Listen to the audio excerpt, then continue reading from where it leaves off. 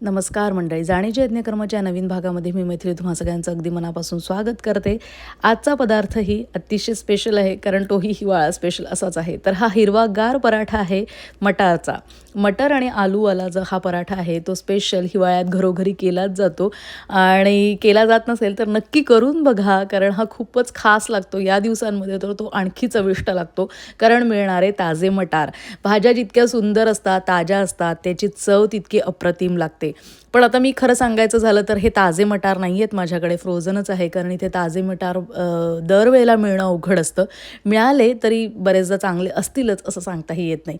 त्यामुळे फ्रोझन मटारचीच सोय करून ठेवायला लागते. पण तुम्ही मात्र अवश्य मिळाले तर ताजेच मटार वापरा, छान लागतात ते, आणखी छान लागतात. फक्त तुम्हाला ताजे मटार घेताना एक काळजी घ्यायची की त्याला उकडून घ्यायचं आहे थोडंसं पाण्यामध्ये. जसं आपण पालक वगैरे ब्लांच करून घेतो प्युरी करायच्या आधी, तसं थोडं ब्लांच तरी करून घ्यायचं, म्हणजे त्याचा कच्चेपणा जाईल.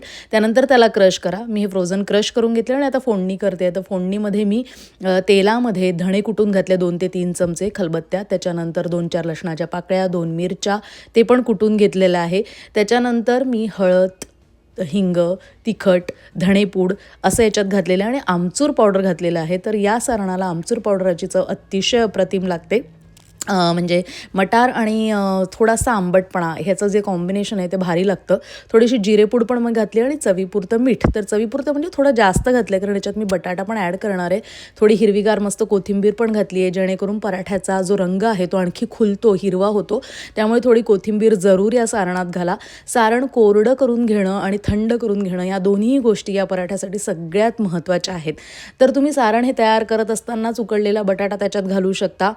मी थोडा नंतर घातलेला आहे, पण तुम्ही आधीही घालून ते सारण आणखी कोरडं करून घेऊ शकता, कारण मटार आणि बटाट्याचा जर ओलसरपणा जास्त असेल तर हे पराठे लाटताना ना त्रास होतो. त्यामुळे सारण कोरडं करून घेणं आणि थंड करून घेणं हे सगळ्यात महत्त्वाचं आहे या पराठ्यासाठी. बस इतकंच.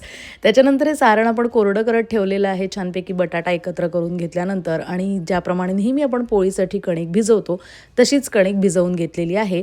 आणि हा सारणाचा गोळा या लाटलेल्या पोळीवर ठेवून बंद करून घेतला आहे. अशी छान पोटली करून घ्यायची, जास्तीची सगळी कणिक काढून घ्यायची वरची, मस्तपैकी पॅक करायचं आणि हलक्या हाताने या पराठ्याला लाटायला घ्यायचं आहे.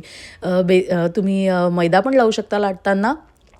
मी पीठ भिजवताना सुद्धा फक्त कणकेचाच वापर केलेला आहे. तर तुम्हाला जर वाटत असेल तर थोडा मैदा पण तुम्ही हवं तर वापरू शकता, चालत असेल, आवडत असेल तर.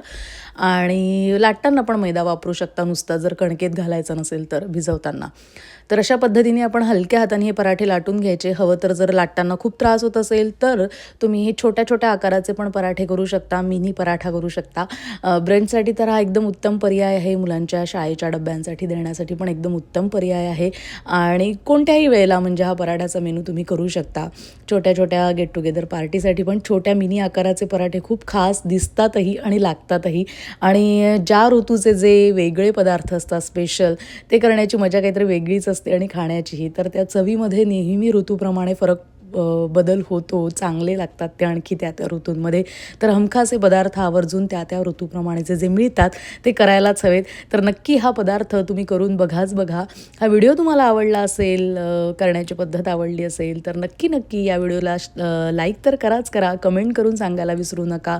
त्याबरोबरच जास्तीत जास्त मैत्रिणी नातेवाईकांपर्यंत व्हिडिओ शेअर करत राहा.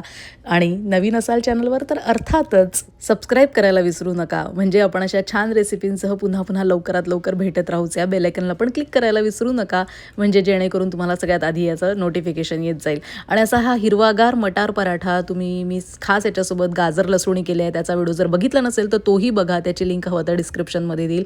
नुसतं दह्यासोबत पण तुम्ही हे पराठे खाऊ शकता. लोणचं तर आपल्या घरात असतंच. तर असे खास पदार्थ नक्की खास ऋतूमध्ये करायचेच असतात, तर ते आवर्जून करून बघा. आणि जाणीचे यज्ञकर्मवर पुन्हा पुन्हा आपण भेटत राहूया, कारण आपल्याला सगळ्यांना लक्षात ठेवायचं आहे जाणीचे यज्ञकर्म. नमस्कार.